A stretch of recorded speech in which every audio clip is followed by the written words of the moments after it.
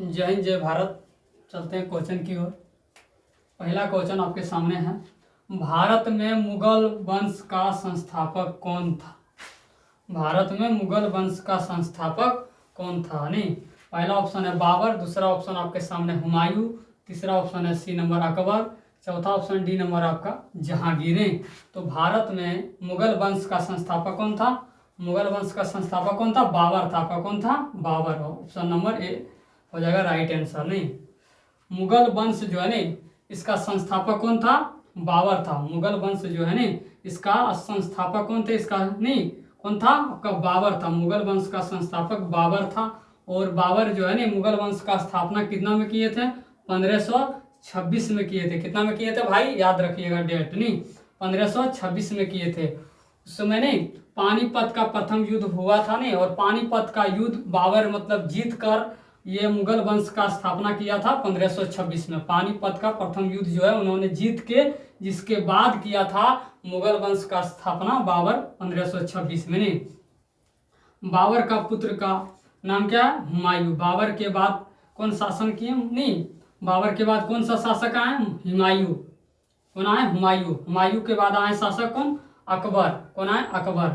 नहीं, और अकबर के बाद आए शासक कौन? जहांगीर। और जहांगीर के बाद आए कौन सा शासक? औरंगजेब। औरंगजेब के बाद मुगल वंश का क्या हो गया? पतन हो गया। पतन यानी मुगल वंश में कोई मतलब जो है सभ्य मतलब पढ़े लिखे मतलब शासक नहीं थे, इसीलिए ये मुगल वंश का क्या होगा? पतन हो गया। यहाँ से मुगल वंश खत्म हो गया। नहीं, यानी मुगल वंश का स्थापना किया था बाबर 1526 में, और बाबर का पुत्र का नाम था हुमायूं। हुमायूं के पुत्र के नाम अकबर, और अकबर के पुत्र के नाम क्या था? जहांगीर, और जहांगीर के पुत्र का नाम था औरंगजेब। और औरंगजेब के बाद क्या हुआ? मुगल वंश यानी कौन सा वंश? मुगल वंश का क्या होगा? पतन हो गया, यानी मुगल वंश खत्म हो गया। क्यों खत्म हो गया? तो कोई सभ्य यानी पढ़े लिखे शासक नहीं थे, इसीलिए इसका अंत हो गया, यानी शासन यानी अपना नहीं चला पाए। नहीं, और इसका अब इसी में दूसरा नाम भी पूछता है कि बाबर का दूसरा नाम क्या है, अकबर का दूसरा नाम क्या, हुमायूं का दूसरा नाम क्या। नहीं, तो बाबर, चलिए दोस्तों ध्यान दीजिएगा इधर मेन पॉइंट पर। नहीं, बाबर का आपका दूसरा नाम है जहर-उद्दीन, और हुमायूं का दूसरा नाम इसको नसरुद्दीन के नाम से भी जाना जाता है, नसरुद्दीन भी कहा जाता है। नहीं, और अकबर का दूसरा नाम आपका जलाल-उद्दीन। जलाल-उद्दीन। नहीं, तो याद रखिएगा बाबर का दूसरा नाम जहर-उद्दीन, हुमायूं का दूसरा नाम नसरुद्दीन, और अकबर का आपका दूसरा नाम क्या है? जलालुद्दीन। क्या है? जलालुद्दीन। चलिए नेक्स्ट क्वेश्चन देखते हैं। नेक्स्ट आपका दूसरा क्वेश्चन आपके सामने, तुझ-ए-बाबरी किसने लिखी? तो सबसे पहले समझना है किसने लिखी, तो वो तो नहीं आंसर मिल ही जाएगा, लेकिन इससे पहले समझना है भाई साहब कि तुझ-के-बाबरी है क्या। तुझ-ए-बाबरी जो है आत्मकथा, ये आपका क्या है? एक आत्मकथा है। और किनका आत्मकथा है? तो बाबर का है। बाबर इस आत्मकथा को यानी खुद से लिखे हैं। तो तुझ-के-बाबरी किसने लिखी है? बाबर। कौन लिखे हैं तुझ-के-बाबरी को? बाबर। बाबर की इसमें आत्मकथा है तुझ-के-बाबरी में। तो तुझ-के-बाबरी आत्मकथा है, और तुझ-के-बाबरी को किसने लिखी है? तो बाबर लिखे हैं। कौन लिखे हैं? बाबर। आंसर क्या हो जाएगा इसका? राइट आंसर बाबर। नेक्स्ट क्वेश्चन देखते हैं, तीसरा नंबर, पानीपत का प्रथम युद्ध किस वर्ष हुआ था? पानीपत का प्रथम युद्ध किस वर्ष हुआ था? पानीपत का प्रथम युद्ध आपका 1526 में हुआ था। कब हुआ था? 1526। और दोस्तों इसी में अगर कोई दूसरा नहीं, इसी में आपका पानीपत का दूसरा युद्ध पूछ देता तो क्या होता है आंसर? 1556 में मतलब पानीपत का द्वितीय युद्ध हुआ था। तो यहाँ पर क्वेश्चन पूछ रहा है पानीपत का प्रथम युद्ध किस वर्ष हुआ था? तो पानीपत का आपका प्रथम युद्ध 1526 में हुआ था। राइट आंसर क्या हो जाएगा इसका? 1526।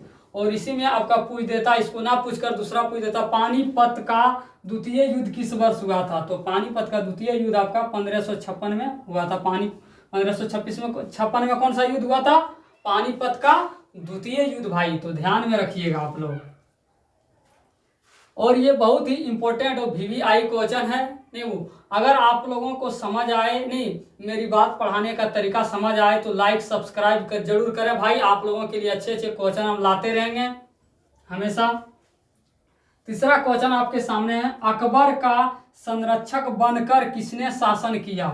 अकबर का संरक्षक बनकर किसने शासन किया?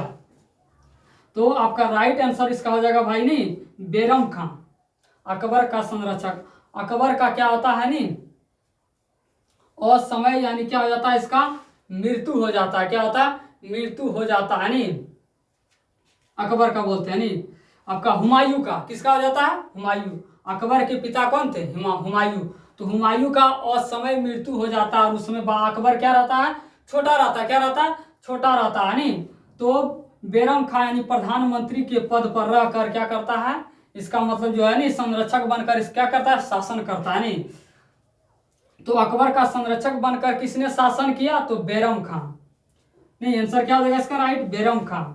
दूसरा है मुनीम खां, नहीं, तो अब्दुल लतीफ, हुमायूं चौथा ऑप्शन है। हुमायूं तो अकबर के पिताजी थे, कौन थे, अकबर के पिता। और हुमायूं नामा नहीं, जो हुमायूं नामा को क्या किया, अंग्रेजी में अनुवाद किसने किया था, तो हेनरी बेवरिज। एक क्वेश्चन यहाँ पर और बनता है, हुमायूं नामा जो है नहीं का, हुमायूं नामा को अंग्रेजी में अनुवाद किसने किया, तो याद रखिएगा दोस्तों, हुमायूं नामा का जो है ना अंग्रेजी अनुवाद किसने किया था, हेनरी बेवरिज। नहीं, और क्या है नहीं, क्वेश्चन आप लोग समझ ही गए होंगे ना।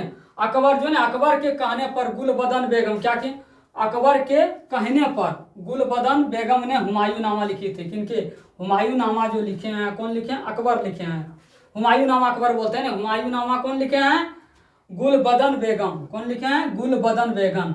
अकबर के कहने पर, अकबर के कहने पर गुलबदन बेगम ने हुमायूं नामा लिखी है।